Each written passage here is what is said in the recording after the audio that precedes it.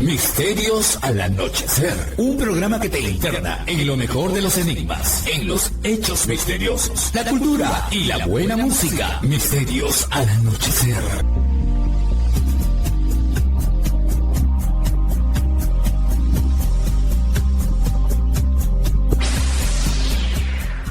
Lima Sur, Arequipa y Lamas, Tarapoto escuchan Misterios al anochecer. Fernando Chapi Martínez está presentando Misterios al anochecer. Síguenos también en YouTube, Facebook e Instagram como Misterio Infinito Perú. ¿Qué tal, amigos? ¿Cómo estamos? Bienvenidos a una edición más de Misterios al Anochecer a través tanto de Radio Los Andes 99.5 para toda Lima Sur y aún más allá.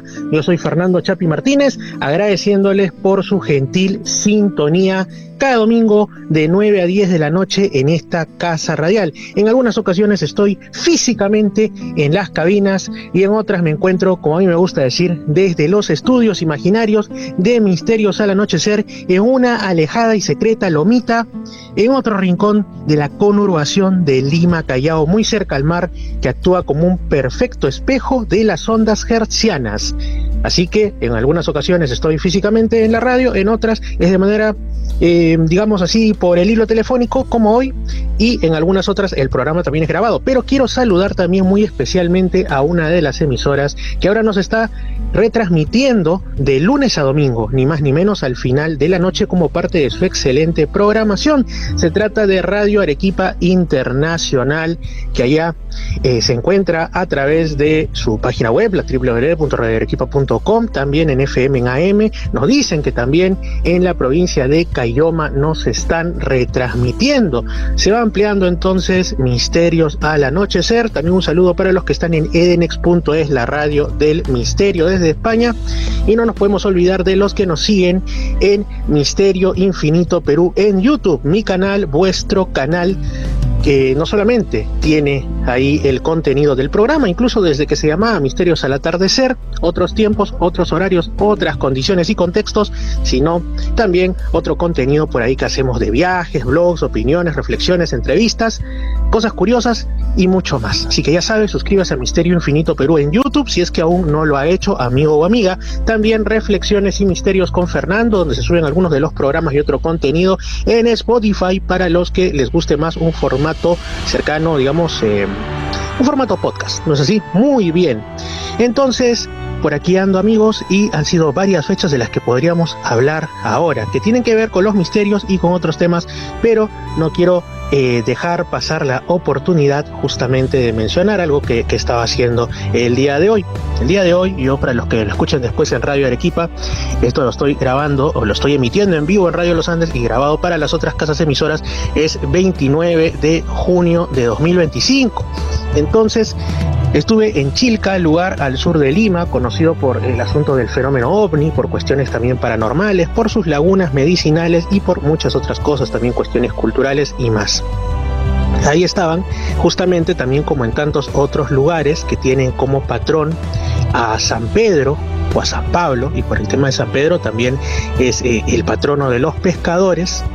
Estaban ahí con las actividades propias, pero entonces me acerqué con una amiga con la que estábamos ahí en ese momento a ver cómo estaba el mar, y nos sorprendió que en Playa Yaya y alrededores, y esto se extiende también a otras playas del litoral, el mar está bastante bravo.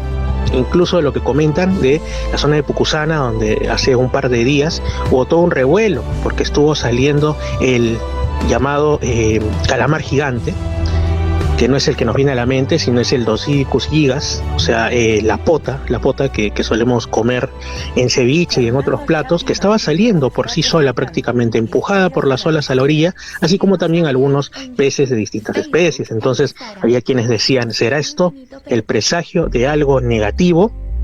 Estábamos con todo eso, ¿no? Y realmente que en esa zona de las playas de Chilca el mar ha avanzado bastante. Hay restaurantes que operan en verano y han quedado pues con arena y con agua adentro. Hay que tener bastante cuidado, amigos y amigas, ya sea que vivamos cerca al mar o no. Igual vivimos en una zona de las más sísmicas con mayor movimiento de las placas tectónicas en el mundo, el anillo o el círculo, la zona de fuego del Pacífico, así que hay que tener bastante cuidado. Eso en primer lugar. Y con quien estuve por allá, pues tuve la oportunidad de conocer, y le envío un saludo también por este medio, y la entrevista que le he hecho va a estar en Misterio Infinito pero en YouTube, con Ellen Hurtado. Ella es licenciada en Administración de Turismo por la Universidad César Vallejo, y hace bastante tiempo, cuando el programa se llamaba Misterios al Atardecer, la entrevisté. Eso está en el canal de YouTube, porque ella es pionera en haber hecho una tesis que tiene que ver ni más ni menos que con el turismo ufológico. Recorrió Chilca de aquí para allá entrevistando personas, subió al Cerro Yaya. No tuvo, me dice, ningún avistamiento ovni, pero se dedicó a por ahí recopilar información al respecto, y se dio cuenta que su tesis es pionera, porque no hay ninguna otra, por lo menos en el mundo de habla hispana, ni siquiera en el Perú, sino en el mundo de habla hispana en general, que trate hasta el momento sobre turismo, pero enfocado en la ufología. Vamos con un temita que tiene que ver con los libros, que también es algo que tocamos aquí en Misterios al Anochecer. Estaba yo recorriendo algunas librerías y me encontré con un texto muy interesante que tiene que ver con estos temas que nos gustan. Ustedes saben que aquí hablamos de los enigmas clásicos como fenómeno ovni, fenómeno paranormal, pero también de espiritualidad. Reflexionamos, le ponemos sentido crítico a muchas cosas que otros como que dicen, no, nos gusta que nos dé miedo, nos gusta que nos digan que todo es ovni, que todo es fantasma, pero aquí no somos así, no somos sensacionalistas. Y entonces, bueno, apelando al sentido crítico, entre los libros que compré está uno de Manuel Carballal, Manu Carballal, que sus libros no suelen llegar mucho, al igual que los de otros autores aquí a Perú, pero tuve la fortuna de encontrarlo. Los peligros del ocultismo, crimen, delito y misterio. A Manu lo tuvimos en Misterios al Anochecer hace mucho tiempo, cuando el programa recién estaba casi en sus inicios. Nos habló desmitificando la figura de Carlos Castaneda, por ejemplo, y también estuvimos hablando sobre otro de sus libros, en el cual arrojaba luz sobre supuestos misterios que tenían que ver con la historia, con otras cuestiones, y pues le ponía una dosis de sensatez, que es lo que a Manu le caracteriza. Y el libro que tengo acá, pues, como les digo, Los peligros del ocultismo, tiene que ver justamente con una de esas esquinas particularmente oscuras, turbias, esos rincones espinosos del mundo del misterio que a muchos no les gusta tocar, porque la mayoría cuando habla de estos temas se lo toma como para pasar el rato, como que es una colección de curiosidades, pero resulta que hay personas, y todos lo sabemos, que llegan a suplantar a sus antiguos dioses, ya sean cristianos o de otras religiones, por los nuevos dioses extraterrestres, con todo lo que eso implica.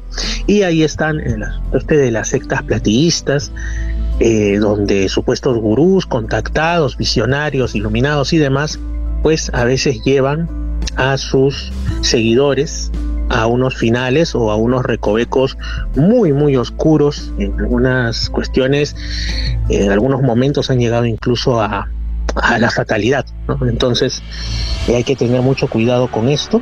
Justamente aquí en el libro de Manu Carballal, es cierto, aún no lo termino de leer, pero nos habla justamente de fraudes, de timos, de embaucadores, de el caso de los suicidas de Terraza, que ellos aspiraban a ser llevados tras este acto que cometieron en espíritu por seres de otros mundos, temas que tienen que ver con sacerdotes y sacerdotisas de cultos bastante, como digo, de esos que solo operan entre las sombras, el asunto del caso Humo, pero más por el lado de algunas cosas que hubo, bueno, que ya en otra ocasión seguramente los vamos a tratar. También todavía tengo que terminar de leer este libro de Los peligros del ocultismo, y hay otro libro más que compré, ese sí lo he casi terminado de leer, de Isabela Herranz, también española, Magos, Mediums y Santos, vidas prodigiosas y experiencias singulares del espíritu, ni más ni menos que prologado por el gran Javier Sierra. Este libro de lo que nos habla es de esos fenómenos que primero la ciencia quiere descartarlos, primero quiere decirnos que se trata o de malos entendidos de épocas anteriores donde primaba la superstición, o de trastornos mentales, o en fin, pero que al final quedan registrados, son observados, son hasta analizados en algún caso por la ciencia sin poder determinar cuál es la fuerza que los mueve, cuál es el origen, cómo son posibles. ¿A qué me estoy refiriendo? Pues, por ejemplo, la primera parte del libro se titula Experiencias singulares del espíritu y nos habla de la bioluminiscencia. Quizá muchos recuerden o tengan en su casa estas imágenes, sobre todo las más antiguas, de santos. Entonces, ¿cómo representaban a los santos? Sobre todo antes, y no solamente en el caso del cristianismo, sino también en otras tradiciones religiosas del mundo, pues con un halo alrededor de su cabeza. Entonces, para algunos esto era simplemente una cuestión simbólica, figurativa, de una persona que irradiaba luz, en el sentido de irradiar bien. Ya con las cuestiones más nueva era, de la cultura posmoderna del siglo XX y también el XXI, lo querían hacer pasar esto con el tema del aura, ¿no? Que según decían hasta con cierto instrumental podía verse como una especie de halo de luz alrededor de las personas que podía variar según qué cosas. Entonces se le quería llevar por ese sentido, pero a lo que aquí se refiere como la bioluminiscencia es a casos en los que se ha comprobado, por lo menos hay cierta evidencia de personas que en determinadas condiciones parecen irradiar luz de sus cuerpos. Este tema lo hemos tratado también hace tiempo desde otro texto, otro libro que hemos leído, en el que se hablaba, por ejemplo, del caso de algunos supuestos médiums, cuando estaba toda la época del auge del espiritismo, que siempre, como suele estilarse, en habitaciones oscuras, con ciertas condiciones, que no los toquen ni nada, abrían las manos o de otras partes de su cuerpo parecía emanar una fosforescencia o como chispazos de luz. En algunos casos la cosa no quedaba clara, pero en otros sí se llegó a comprobar que se habían incluso llegar a poner hasta en riesgo sus propias vidas, porque para generar estos efectos se ponían determinadas sustancias que generaban justamente ese efecto al contacto, ya sea con la saliva, con el sudor del cuerpo o en general. Entonces, la mayoría de estos casos quedaron como fraudes, pero hay otros que definitivamente no están tan claros. También esto me trae a la mente, y muchos estoy seguro que lo recordarán, estas noticias que salieron ya hace creo más de 10 años, en los que por ejemplo decían que habían logrado tomar unas imágenes del momento en el que se unen el espermatozoide y el óvulo, el momento del óvulo fecundado, en el que se entiende que nace una nueva vida, en este caso una nueva vida humana, y dicen que cuando se unen estas dos células generadoras, pues hay un destello de luz que es imperceptible, solamente captado por instrumental muy sensible y especializado, y es como si la propia naturaleza, si lo queremos ver de una forma poética, celebrara que una nueva vida ha empezado a existir, ¿no? O sea, esto también en otras células, etcétera, se ha observado este tipo de alguna manera de irradiación lumínica. Es que nosotros, los seres humanos, en general los animales, tenemos actividad eléctrica dentro de nosotros, que no genera, digamos, luz visible, también es cierto, pero bueno, en fin, hay campos que están aún por explorar. Después hablaba de estos fenómenos de la licuefacción de la sangre. Ustedes seguramente han escuchado de determinadas personas tenidas por santo, sobre todo en el viejo continente, que se dice que en determinados momentos en su fiesta, pues se produce que hay un cuenco, hay uno de estos recipientes o por ahí alguna cajita de reliquias donde hay sangre seca, y sin que nadie la mueva, sin que nadie le agregue agua, sin que nadie la cambie, de pronto esa sangre vuelve a estar líquida de la nada, y como digo, principalmente en la festividad de tal o cual santo.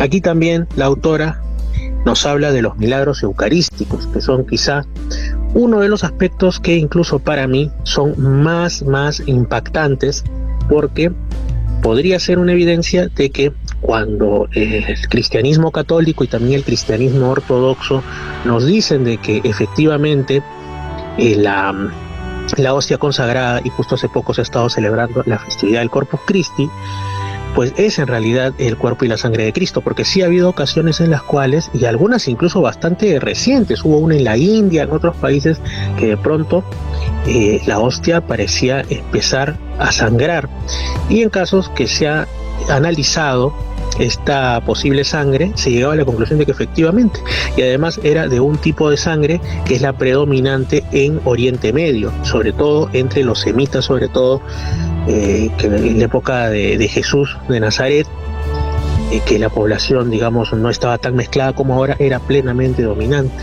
¿no? Entonces eso, e incluso en alguna ocasión llegó a encontrarse lo que indudablemente era tejido cardíaco, o sea, como si hubiera parte de así, pedacitos de un corazón dentro de eso que estaba exudando la hostia. Entonces son cuestiones que nos dejan pensando, o si podría ser otra la fuerza que está operando a través de, pero es altamente simbólico. Después también la autora nos habla del olor de santidad.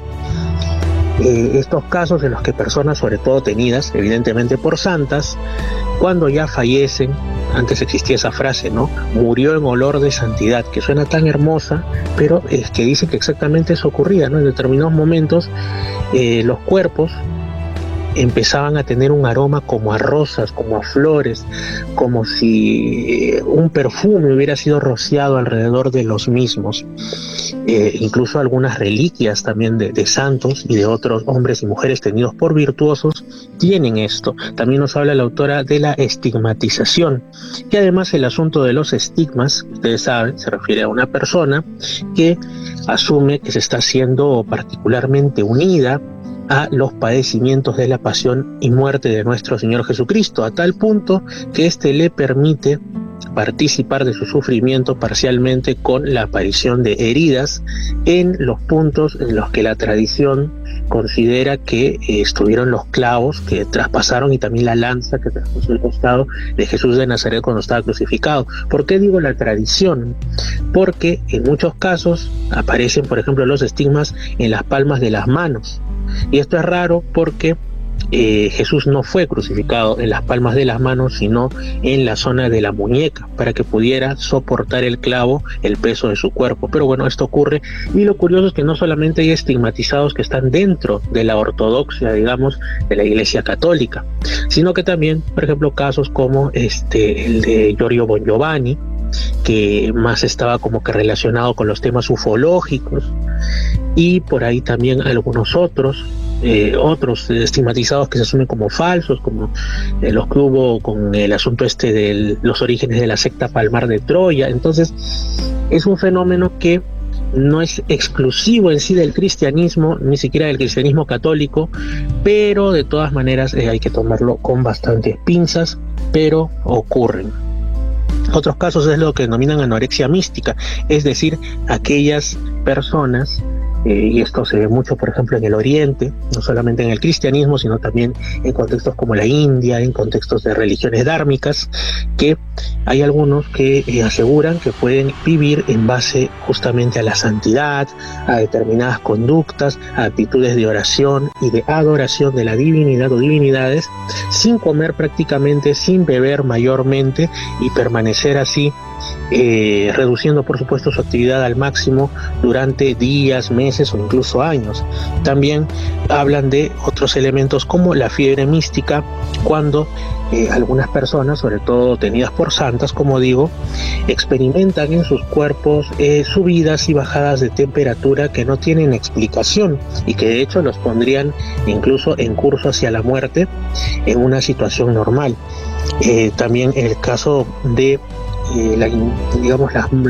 los cuerpos incorruptos, también de personas tenidas como santos y santas, pero no exclusivamente.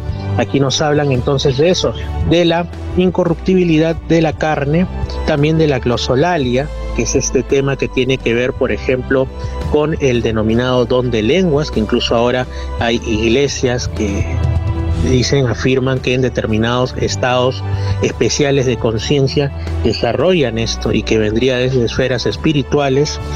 Los fenómenos de éxtasis, muchos recordamos por ejemplo el caso de Fray Martín de Porres, que en esto pues fue muy conocido cuando estaba él en el convento de Santo Domingo, aquí en la ciudad de Lima, y muchos aseguraban que lo veían levitar varios metros sobre el suelo frente a un Cristo crucificado, y esto así también en otros casos de vida de santos. También fenómenos como algunos personajes, como digo, de vida tenida por virtuosa, que han logrado, por ejemplo, caminar sobre las aguas.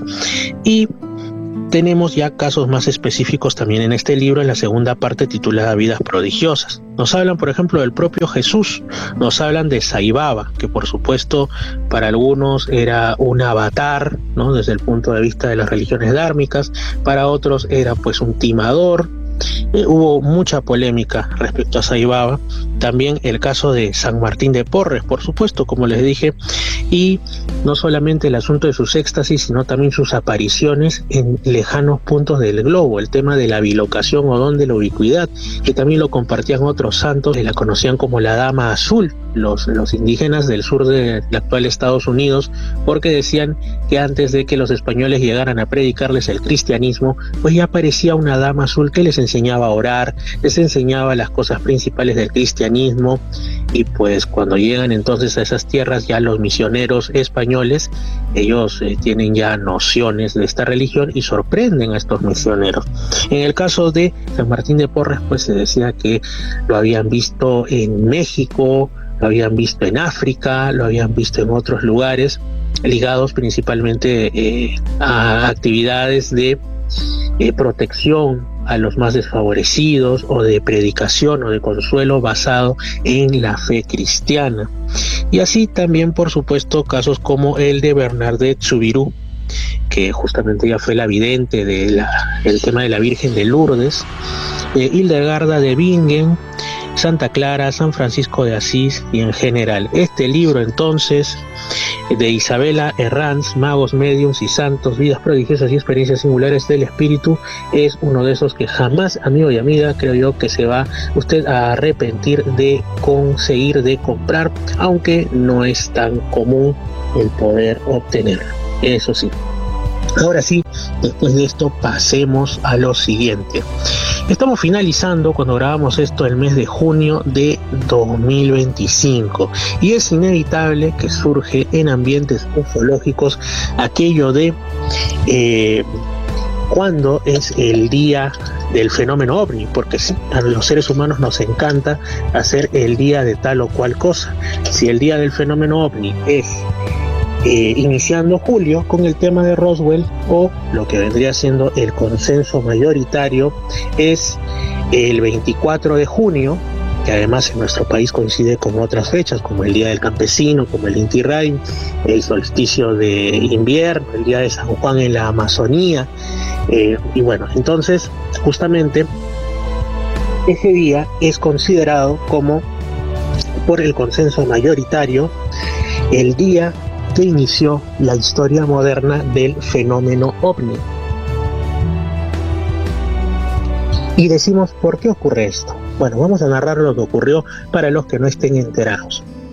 Resulta que un 24 de junio de 1947, poco antes de las 15 horas, es decir, de las 3 de la tarde locales del noroeste de los Estados Unidos, los estados de Washington, Oregon y demás, 20 millas al oeste del monte Rainier, se encontraba pilotando su aeroplano Kenneth Arnold. De pronto se percató de lo que parecía un destello hacia el noreste de su ubicación. Este resplandor emanaba de 9 objetos brillantes que estaban cruzando el cielo en una formación de 5 millas de ancho. El señor Kenneth Arnold describió a esos objetos como de una forma entre circular, como ligeramente parecida a la de un boomerang, dicen otros, aunque no específicamente, pero definitivamente no eran platillos, como después hubo una especie de teléfono malogrado por parte de la prensa que registró esto, ¿no? Bueno, estos objetos tenían más o menos unos 100 pies de diámetro y no parecían tener cola, o sea, no tenían, digamos, la forma de un avión. Eran objetos que se viraban, ladeaban, serpenteaban, y cuando le preguntan a Kenneth Arnold después sobre cómo se movían estos objetos, él es ahí cuando hace el símil con un plato que uno hubiera lanzado sobre el agua en determinada posición y va como dando saltitos, ¿no? Entonces hubo algún reportero que no entendió bien, que no tenía mucha comprensión respecto a lo que le estaban diciendo, y pasó esto a verse más bien como la forma que tenían los objetos. Es como un plato o como un platillo, que se dice, bueno, es un platillo, entonces un platillo volador, y de ahí hasta ahora. Pero sabemos bien, y en este programa nos encantan los denominados retrocasos, que el asunto de Kenneth Arnold, si bien es como lo que destapó todo esto en la cultura popular sobre todo, no fue ni mucho menos el primer caso que tuviera que ver con la presencia de lo que se asumía como extrañas naves que estaban evolucionando sobre los cielos del mundo. Casos de este tipo pues han ocurrido en distintos tiempos. Vamos, sin embargo, no mucho antes de ese 24 de junio del 47. Tan solo un día antes, el 23 de junio de 1947, ocurrió algo también en Estados Unidos, pero en Iowa, en Cedar Rapids. ¿Qué es lo que ocurrió ahí? Pues se habían dado distintos casos de avistamientos en Lake Mead, Nevada, en Bayser, Idaho, en Spokane, Washington y en Bakersfield, en California. Mucha gente estaba viendo, había, como alguien diría después, una oleada del fenómeno ovni. Veían cosas extrañas en el cielo, pero obviamente no lo decían, primero porque no tenían a quién, porque no tenían un medio que pudiera amplificar su curiosidad por aquello que estaban observando, o directamente porque querían evitar el incómodo "qué dirán". Pero, por ejemplo, un destacado investigador, Ted Bleeker, publicó un total de 49 casos que se dieron entre el 1 de junio y el 24 de junio de 1947. Si citamos lo que escribió el investigador Bleeker, pone lo siguiente: los periódicos y cuarteles de policía en todo el país, refiriéndose a Estados Unidos, recibieron comunicados sobre avistamientos de manera casi simultánea, originados por cientos de ciudadanos confundidos desde el sur de California hasta Nueva Brunswick y desde Luisiana hasta Dakota del Norte.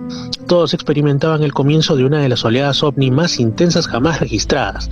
Los comunicados provenían de toda índole de testigos, familias de pasada y muchedumbres de fiesta, policías y funcionarios públicos, pilotos, granjeros, profesionales, amas de casa y choferes de autobús.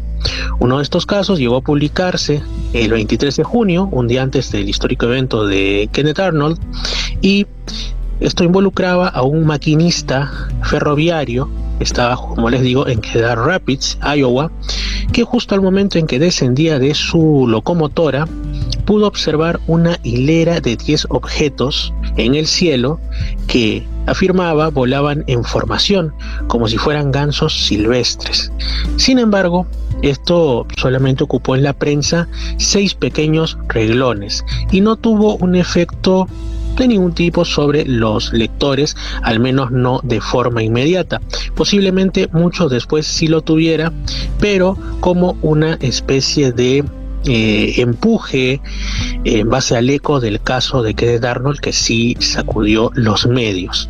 Entonces, este es solamente un pequeño ejemplo de que antes, inmediatamente antes, incluso diríamos, de lo ocurrido con Kenneth Arnold, ya habían otros casos de elementos extraños en los cielos del mundo, incluso en los cielos del propio Estados Unidos.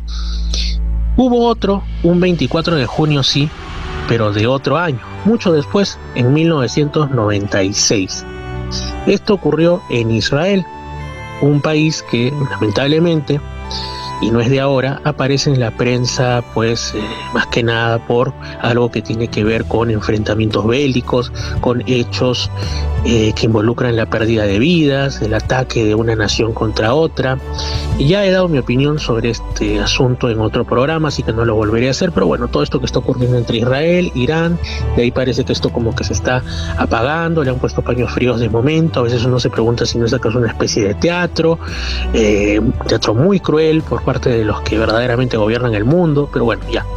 24 de junio de 1996 en Israel, una persona, un hombre llamado Spaso Maximovich, observa un objeto en el cielo que le pareció muy singular, muy raro, sobre Rosh Hayim, en el centro de Israel justamente. En ese momento agarra su videocámara para grabar este evento, cuando justamente lo que ocurre es que 20 grados al oeste del primer objeto aparece otro más, de una forma ovalada, y se dirige al primer objeto como para interceptarlo a alta velocidad. Llega a impactar contra el primer objeto, el que estaba estacionario, en una rapidísima maniobra de tan solo 3 segundos y causa una enorme explosión en el cielo que termina destruyendo ambos objetos. Sorprendido, el señor Maximovich deja de grabar enseguida, luego de capturar simplemente la explosión en el cielo.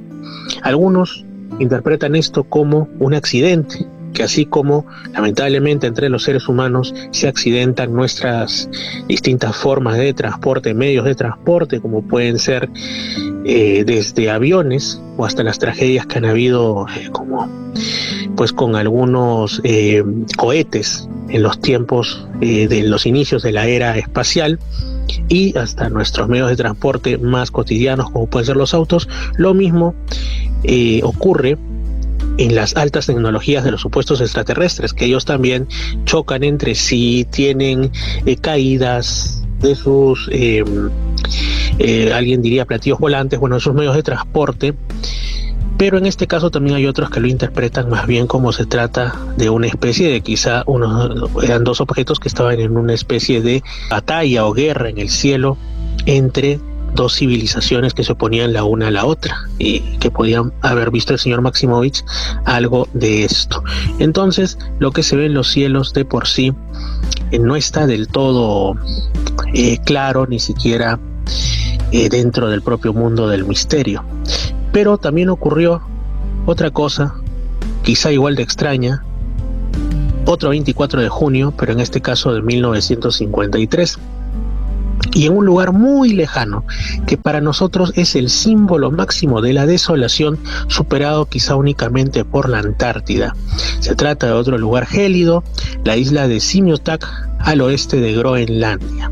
Ese 24 de junio de 1953, un observador meteorológico pues rastreaba un globo sonda con su teodolito, una rutina bastante aburrida, rutinaria, cuando de repente se despierta del todo porque observa un objeto rojo gigante que estaba volando de sureste a noroeste y que se acercaba al globo meteorológico que estaba rastreando nuestro anónimo testigo. Dense cuenta, pónganse en contexto, un objeto rojo, pues ese color que es tan llamativo, sobre todo porque en esas zonas casi todo es blanco por los hielos y la nieve. Entonces, este objeto rojo se acerca al globo meteorológico a 18.000 pies de altura y choca, o quizá directamente arremete, ataca, como en el caso anterior, al globo meteorológico y lo termina por destruir, por desintegrar. Posteriormente produce una especie de movimiento circular por unos 15 segundos y se aleja contra la dirección del viento.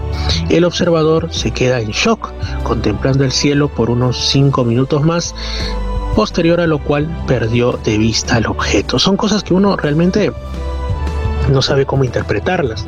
¿Por qué es que se produce esto? Un objeto supuestamente de otro mundo, para algunos proveniente de alguna civilización súper hiper avanzada, aparece en un lugar inhóspito como es Groenlandia, frente a un único testigo, y ataca y destruye un objeto tan inocente, a la par que tan importante como es un globo meteorológico. Entonces son estos casos de alta extrañeza en el sentido no solo de que es un objeto fuera de lo común, sino que su comportamiento también nos deja boquiabiertos.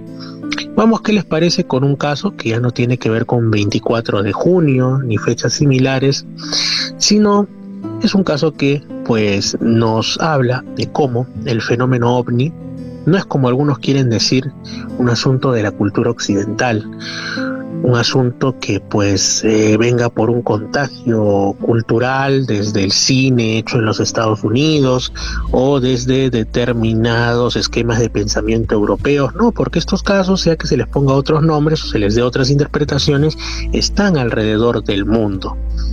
Y por eso es que ahora que estamos recordando el reciente Día Mundial del inicio de la era moderna del fenómeno ovni, viene bien irnos, por ejemplo, a una nación de la esfera musulmana, en este caso Marruecos, un lugar llamado Sidi Benur, en junio de 1968.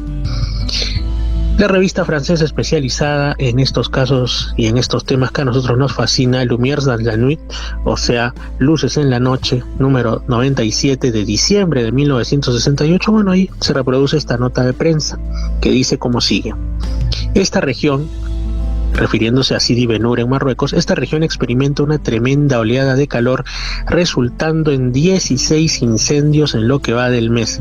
Uno de estos siniestros en un trigal propiedad de Abes Mesnoui, del clan Ouled Bouserara, fue sofocado cuando un objeto luminoso parecido a una estrella fugaz aterrizó de repente en el trigal y extinguió el fuego antes de retomar el vuelo. El objeto luminoso era circular. Un lector justamente de esa revista de Lumière dans la nuit, llamado Jean Fontaine, comentó lo siguiente: este caso se explica fácilmente por el efecto que surte un campo magnético, en este caso el campo del ovni, sobre el fuego. De hecho, si se coloca una vela encendida dentro del campo magnético de un electroimán, resulta posible ver que la llama es rechazada por motivo del vapor de agua y el gas carbónico que resultan de la combustión. Esto también nos trae a la mente muchos casos que tienen que ver, ya que se habla del asunto de los incendios, de momentos en los que parece que, ya sea por mano humana o por efectos de las propias dinámicas de la naturaleza, hay ciertos asuntos, justamente como incendios, como otras catástrofes, pero que de la nada es como si cesara el embate de la naturaleza, como si alguien hubiera presionado un botón místico, un botón que tuviera el control de todo lo que existe y hubiera dicho: hasta aquí nomás, no continúa esta destrucción, no continúa este problema. Por ejemplo, yo recuerdo que años atrás hubo uno de estos incendios en algún punto de la Amazonía, si no me equivoco era la Amazonía brasileña, y los distintos organismos encargados de extinguir estos siniestros, donde desaparecen los bosques por el fuego, ya eran incapaces de acabar con el mismo. Entonces, lo único que quedaba era la resignación, es decir, bueno, esperemos que esto no vaya a mayores, cuando de la nada aparecen unas nubes de lluvia y son las que extinguen el fuego. O sea, unas nubes que por la época del año, porque estaban pasando por sequía y en general no tenían mucha, vamos a decir así, oportunidad de aparecer en ese lugar, pero aparecieron y justamente para muchos fue una especie de obra divina, o fue pues algo que obedecía a una intervención superior, y es ahí cuando se referían pues a que quizá haya seres, no sabemos si de otros mundos o seres que conviven con nosotros pero en un plano invisible, y justamente es como que no permiten que el planeta se salga de las manos en cuanto a destrucción, porque también, si es que son seres que conviven con nosotros, esta es su casa, quién sabe si incluso más que la nuestra. Vamos con un pequeño asunto que ocurrió un 25 de junio de 1946. Daniel Norbury y Lawrence Mattheis observan una luz brillante de color blanco amarillo y de forma ovoide que ejecutaba 7 vueltas sobre la ciudad de Chicago. Así de rapidito, así de cortito, un 25 de junio de 1946, en Chicago han pasado cosas muy interesantes. Por ejemplo, ahí es donde supuestamente desde ámbitos celestiales se dictó, más que dictarse, se materializó lo que se conoce como la quinta revelación, el libro de Urantia, que es un texto del que suelo hablar bastante y que para algunos puede ser efectivamente digamos que enviado desde realidades entre comillas espirituales y divinas. Para otros es un tema más que tiene que ver con contactismo extraterrestre o con tantas cosas, pero sea como sea, es un texto que yo les recomiendo que ustedes lo lean con mente abierta, sacarán sus conclusiones, pero en verdad hay algo muy especial ahí, ¿no? Y justamente lo he recordado por el tema de Chicago. Misterios al anochecer. Vamos con un caso que ocurrió también en un mes de junio, en 1972, 26 de junio de 1972, en Sudáfrica, demostrándonos, como ya dije anteriormente, que el fenómeno OVNI no es un asunto únicamente occidental, sino que está en todas las geografías del mundo. Sudáfrica, Fort Beaufort, 8 de la mañana, tempranito nomás, habían seguro terminado recién su desayuno, cuando de repente en una granja llamada Bridgeside se encontraba Benny Smith. Esto estaba, digamos, en la provincia del Cabo, ¿no? O sea, en la zona suroeste de Sudáfrica. Y entonces el propietario de la granja, como decimos, Benny Smith, es avisado por uno de los trabajadores llamado Boer de Klerk, que una bola roja de llamas, o sea, de llamas no de los animales, sino en llamas, o sea, de fuego, estaba volando al ras de los árboles. Este fenómeno cambiaba su color de rojo a verde y luego a amarillo, expulsando llamaradas aún más grandes. Sin pensarlo dos veces, el señor Benny Smith agarra su rifle y llama a la policía. Interpretó eso como una amenaza, quién sabe si como el mismísimo diablo, y se puso a disparar contra este objeto, contra esta especie de bola de fuego que cambia de colores 2 veces, pero las balas parecían no surtir efecto. 2 horas y media después, a las 10:30 horas, el sargento Piet Kitching y el agente Van Rensburg se apersonan al lugar de los hechos y el objeto llameante seguía en el mismo sitio, ahí mostrándose. Smith vuelve a abrir fuego nuevamente y se escucha algo como un golpe sordo. Y el objeto empezó a moverse como en altibajos. El sargento Kitching también abre fuego, empieza a dispararle a este ovni, haciendo que el objeto empiece a desaparecer y nuevamente a reaparecer varias veces consecutivas, ya a bastante distancia. Seguían ellos disparando, creían que estaban cazando patos o algo por el estilo, le disparaban al ovni, y a eso del mediodía el objeto que aún seguía, y yo me pregunto, 1972, y habían cámaras fotográficas, no eran tan comunes, pero podían tenerlas, nadie tomó foto, pero bueno, el objeto a eso del mediodía, es decir, 4 horas después de que lo avistaran por primera vez, seguía moviéndose sobre la arboleda. No nos dicen cuánto tiempo más se quedó el ovni, el objeto, pero al día siguiente el brigadier Boslu de la policía local obtuvo muestras de suelos y moldes de unas impresiones que habían quedado en los mismos por el supuesto tren de aterrizaje del objeto. El señor Benny Smith decía lo siguiente: mi teléfono sonaba sin cesar con llamadas de todo el país. Esto lo dijo en una entrevista a un medio de Sudáfrica. Es decir, que esta noticia llegó a difundirse bastante, por lo menos en ese país. Y ahí declaró: antenoche recibí una llamada desde América. Bueno, entendemos que se refiere a Estados Unidos porque en los países anglohablantes, y aún más allá inclusive, tienen la mala costumbre de referirse a América, no a todo el continente, sino solo a los Estados Unidos. Entonces lo que dice es: recibí una llamada desde América, me hicieron 4 preguntas y dichas preguntas me convencieron de que hay algo más en todo esto. Y no pienso revelar la naturaleza de esas preguntas. Lo que es más, estoy convencido de que aquello sigue merodeando por aquí. Hace unas noches escuché el mismo sonido y era fortísimo, pero ya no salí ni siquiera a mirar. Porque ¿de qué me sirve eso? Nadie me cree. Eso es lo que dijo el señor Benny Smith. Entonces, al parecer este objeto andaba por algún motivo sobrevolando su propiedad, no solamente una vez, sino por lo menos 2 noches. Cuando le dispararon no le causó daño alguno. El objeto estuvo la primera vez al menos como 4 horas por ahí.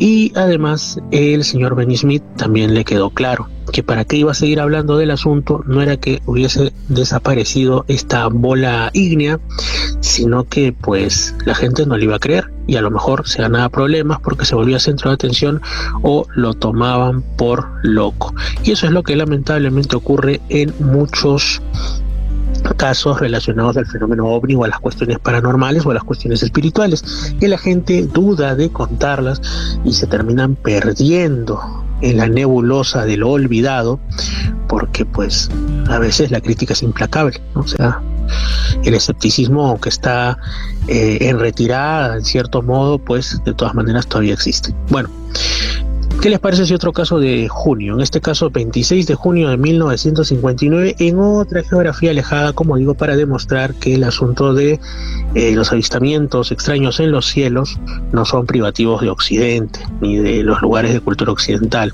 Esto ocurre, como digo, 26 de junio de 1959, en Boyanay.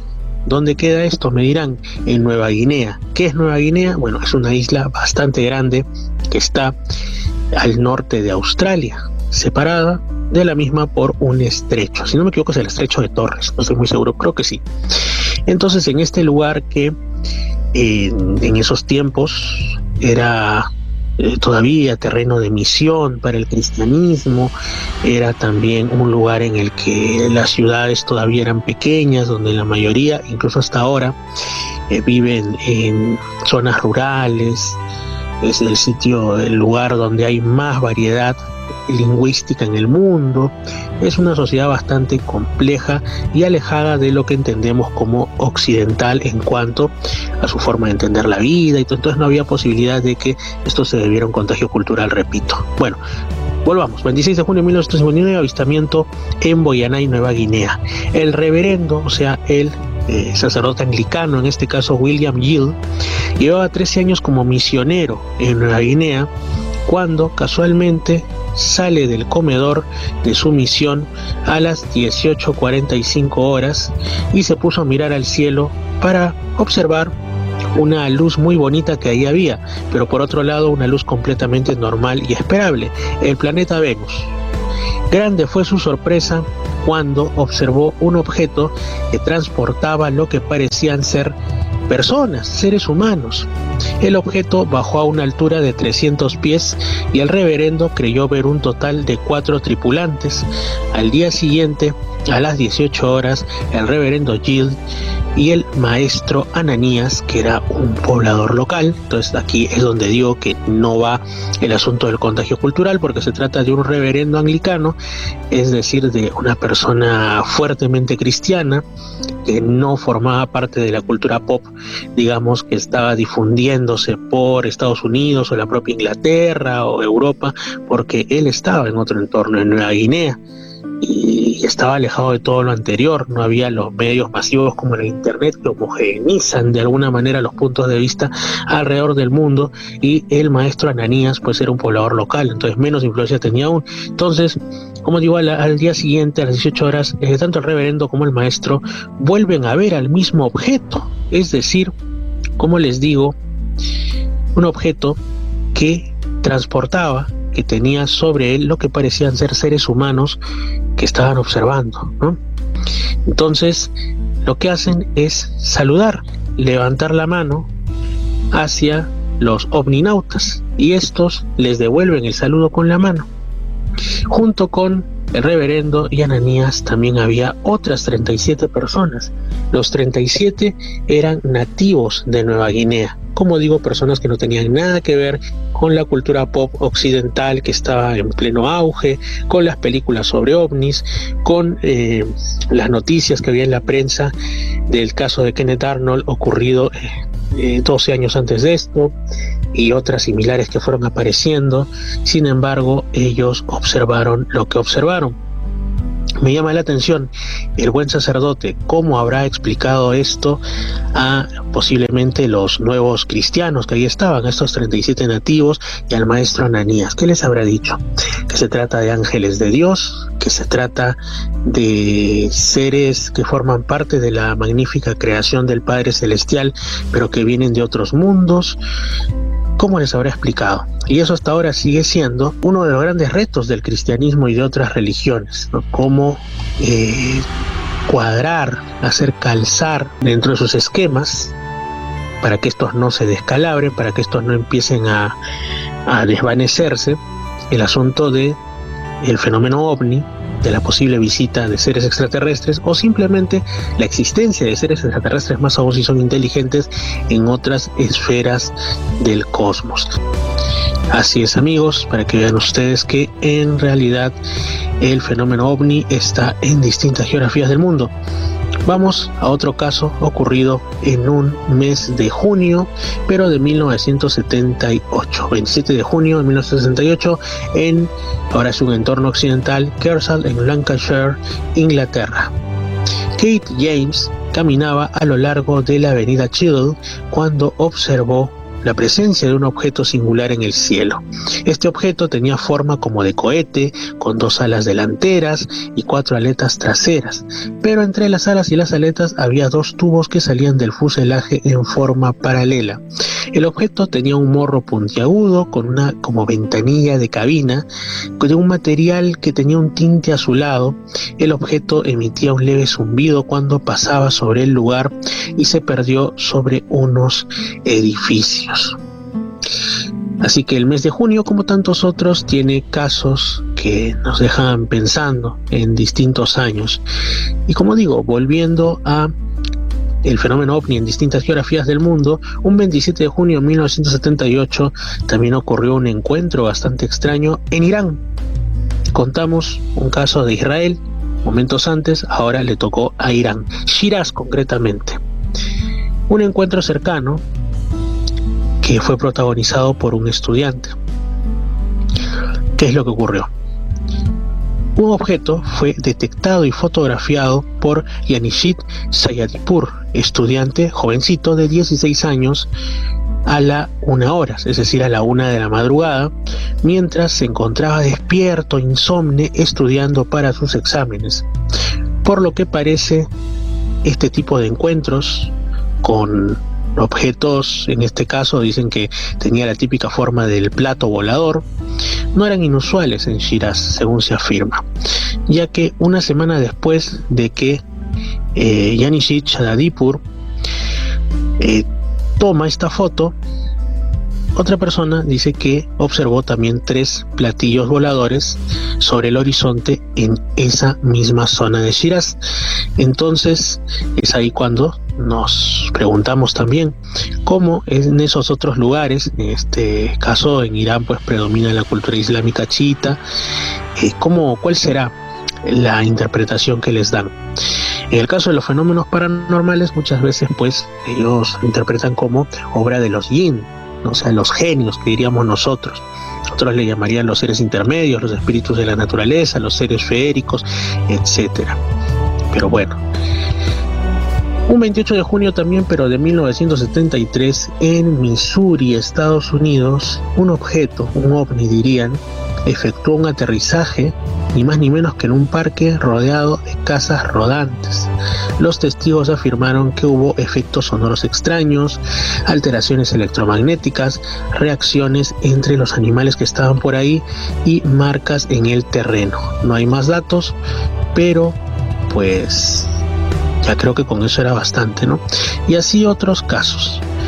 Por ejemplo, un 29 de junio, en este caso, de 1973, en Indiana, Estados Unidos, varios testigos mencionaban que 13 objetos extraños, ovnis dirían, habían aparecido como unas luces blancas uniformes que eran vistas sobre el lago Pend Oreille por familias locales. Según uno de los testigos, estos objetos permanecieron visibles por espacio de 1 hora y estaban sobrevolando el lago en distintas direcciones. Entonces, en el programa de hoy hemos ido por distintas geografías del mundo y nos hemos dado cuenta que en todas hay sucesos extraños en los cielos a través del tiempo, tanto antes como después del inicio oficial, como le llaman muchos, de la era moderna del fenómeno. Y ahora yo, en estos minutos finales, les quiero contar algo. Resulta pues que hace unos días, con el buen amigo Denis, que también ha participado en el programa, que yo le digo Denis de Urantia, decidimos ir a conocer aquí en la ciudad de Lima un lugar, un sitio arqueológico, y nos sorprendimos bastante. Muchos han oído hablar, en realidad pertenece al Callao más que a Lima, el Palacio Inca de Oquendo, que está en la zona homónima, al norte de la provincia constitucional del Callao, casi llegando al distrito de Ventanilla, muy cerca del cauce del río Chillón.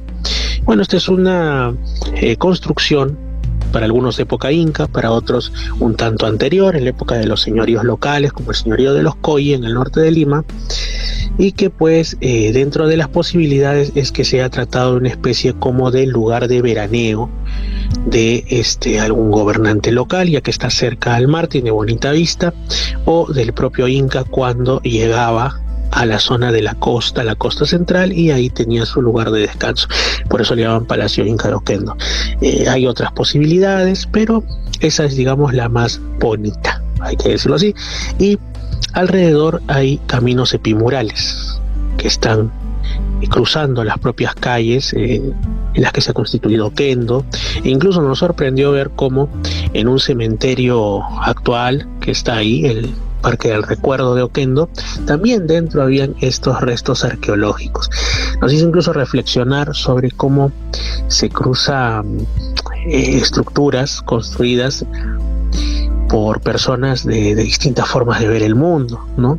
Las estructuras prehispánicas, posiblemente por ahí haya habido incluso algún adoratorio a los antiguos dioses, y como este es un cementerio católico, ahí habían construido una iglesia con una imagen de Jesús, y todo esto, ¿no? Cómo confluyen el pasado y el presente, tan distintos en cuanto a sus creencias y a las formas de enfocar lo que hay más allá de nuestra vida, ¿no? Después nos pusimos a caminar por esas calles, subimos por un cerro y nos dirigimos a un manantial, porque exactamente se trataba de uno de los últimos manantiales, puquiales u ojos de agua que aún existen en esa zona del Valle del Chillón. Fue toda una cuestión llegar. Al final se trataba de un pequeño pozo, un pozo de agua que pues no era tan profundo, y al lado había otros dos que parece que hasta hace poco tenían agua, pero se han ido secando. Para algunas personas esto no podía ser de gran importancia. ¿Qué hacen ustedes buscando un pocito con agua que está ahí posiblemente estancada? Pero nos hace reflexionar sobre los cambios que están habiendo en las cuestiones de la ecología. Mucho se habla, por ejemplo, de los daños que se causan en la Amazonía, la regresión de los glaciares en los Andes, pero incluso en los valles de la costa esto se ha acelerado muchísimo también, y lo podemos ver, como digo, muy cerca de nuestras casas. En este caso en Oquendo nosotros vimos con tristeza cómo ese pequeño manantial pues muy posiblemente dentro de poco termine de secarse, y en esto también tienen que ver las autoridades, porque pues había casas, muros muy cercanos que ya no eran solo los arqueológicos, sino en general de estructuras, no sabemos qué tan legales, que por ahí estaban levantando. Así que de ahí bajamos, fuimos para el lado de San Martín de Porres, y también observamos las últimas tierras de cultivo, los últimos campos agrícolas que por ahí quedan en la zona de Miramar, y también nos vino la reflexión al ver unas plantas, unas higueras, ¿no? ¿Cuántas historias habrán ocurrido en esas zonas cuando eran ya pues a tiempos prehispánicos, que posiblemente incluso sus manantiales fueron sacralizados desde la óptica animista de nuestros ancestros, o cuando se trataba de zonas agrícolas posteriores y en la presencia de higueras, que son pues plantas que están tan ligadas a asuntos de seres feéricos como los duendes, ¿no? Por ejemplo, eso se habla mucho justo en la zona de Chilca.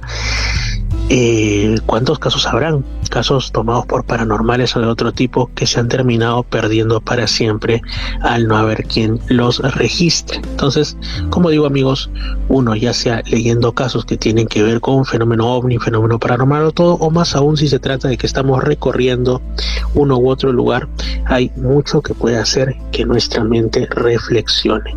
El mundo del misterio no solamente es para asustarse, no solamente es para pasar el rato, sino también para establecer una reflexión sobre qué podemos hacer por nuestro mundo para mejorarlo, o al menos para no empeorarlo, y sobre nuestras vidas también.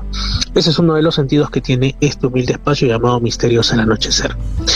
Y si quieren ver justamente el video de la visita que realizamos al Palacio, bueno, no al Palacio Inca de Oquendo, sino como digo, a los caminos epimurales y a todo, a este último manantial que queda en la zona de Oquendo, en la provincia constitucional del Callao, pueden revisar Misterio Infinito Perú en YouTube. Como les digo, si no se han suscrito, ahí hay mucho contenido.